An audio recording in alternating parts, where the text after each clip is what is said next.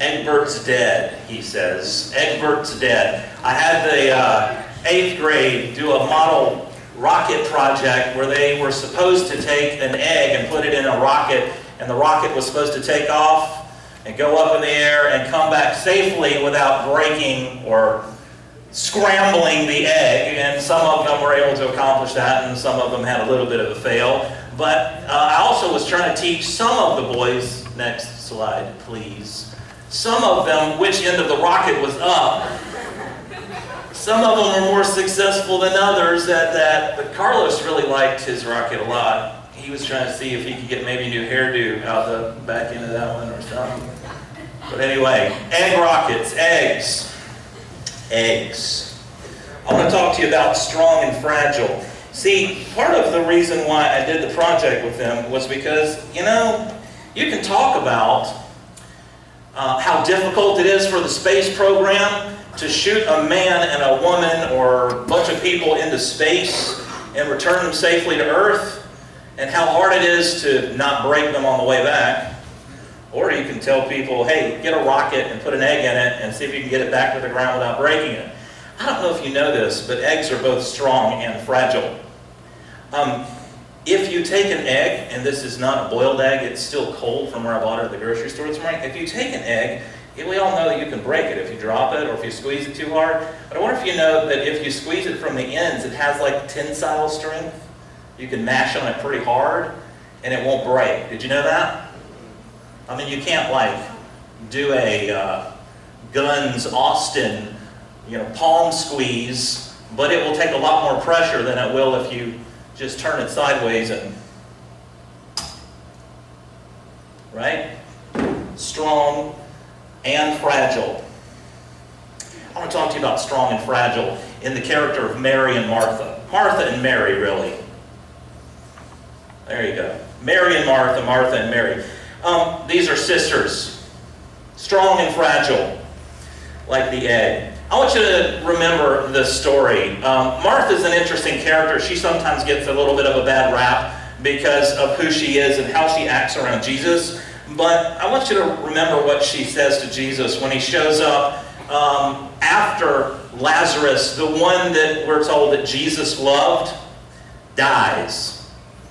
Jesus actually delayed going. He found out that Lazarus was sick before he died, and he waited until he was dead and buried for a few days, 3 days, before he even left to go to where he was. And he wasn't all that far away. And when he arrives and they tell Martha, hey, Jesus is coming, here's what she does. She runs out to meet him, and here are her words. Lord, if you had been here, my brother would not have died. That sounds pretty good. She believed that Jesus somehow could prevent her brother from getting sick and dying. But maybe you can't hear the tone in her voice. And I wasn't there, but this is not the first time that this woman shows up in the Bible. We've seen her before, and she has a similar tone in her voice. Maybe this one will be a little more familiar to you, and you can see how easily offended that she gets, and hurt, and angry, and frustrated, and she feels a little put out by people around her. And maybe it's because she worries a lot, she's kind of afraid maybe, but once before, she says to Jesus, when Jesus came over to her house for dinner, she was in the kitchen doing all the work, and her sister, Mary, was just sitting there with Jesus, and she comes out, and I can almost see her standing there with a dish towel in one hand and her hand on her hip, and she says, Lord, tell my sister to come help me. Don't you care that my sister has left all the work for me to do by myself? Tell her to help me. You see, Martha is a doer. She's not a talker. She's a doer. She does stuff. She takes charge. She's kind of the boss. And she likes to tell other people what to do. But she doesn't just boss people around. She kind of reminds me of my dad a little bit. My dad's this guy who works like crazy, and he gets upset when he's working really hard and nobody comes alongside and says, hey, how can I help you? He works himself into a frenzy sometimes, and I'm kind of that way. I like for people to kind of join me in my efforts, and I think Martha's a lot like that. She's busy doing stuff, and she's busy fixing stuff, and she likes to be the fixer and the doer and the problem solver, and she usually is pretty good at it, except this one particular time when her brother dies. She can't fix it. She can't solve it. She can't make it any better. And the only person that she knows who's a better fixer than her is not there. And she gets a little ticked. And I think that she probably had a dish towel in her hand, and her hand on her hip, or maybe a finger pointed, and said to Jesus, if you had been here with me, struggling alongside my sick brother, he would not have died. Where in the world were you? Why weren't you here with me? I thought you loved me. I mean, can you see this? This is not gentle. This is kind of your mama's, I know, right? Why aren't you in here helping me clean these dishes? After all, you're the one that dirtied them all up. Like me, when I get in my wife's car and I say to my kids, it looks like McDonald's and Starbucks exploded in a head-on collision. What's the deal? Am I the only one who ever picks up a dirty cup? I mean, when you get out of the car to get the next McDonald's, could you take last McDonald's with you and put it in those giant trash receptacles, please?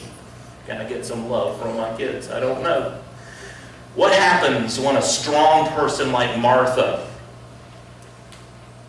meets an obstacle they can't fix or overcome, encounters a problem they can't solve? They get frustrated. You know why I think strong people get frustrated and angry? It's because when they can't fix it, they feel like they lose power. They're used to being in control. And when control is taken, what happens is their anger comes, their frustration comes, and they let everybody know, hey, I'm mad. Because, you know, sometimes anger makes people who lose power feel very powerful. You don't believe me? Find somebody with a small dog. Small dog. I mean little pocket-sized dog, right? You start picking on pocket-sized dog, pretty soon you're going to get snipped. Right? I've been bit 10 times more by little dogs than I have by big dogs. I'm scared of big dogs, but little dogs will bite you. And they won't even feel guilty about it after they do it. You know why? They're little. They feel powerless, and they will bite you to get you to leave them alone. People are like that sometimes. Strong people. What did Martha need? She needed Jesus. She needed strong words. She was using some strong words, and she needed some strong words. She needed somebody to talk her through this, to help her wrap her head around this. She couldn't figure this out. How is it that I know a miracle worker, my brother needs a miracle, and you don't show up? Explain this to me, Jesus. I don't understand. And I'm getting pretty ticked about it. And he says, you know you'll see your brother again, right? Yeah, I know I'll see my brother again. Know my Bible, know my doctrine. I'll see him again at the resurrection of the last day. Jesus said, oh yeah? You know the words. Do you know this? I am the resurrection. Do you believe it, Martha? Sometimes strong people need strong people to use strong words. And the strongest of all are gospel words. Do you believe it? I hear the words, Martha. Is it on the inside of that very strong heart of yours? Do you believe in me really?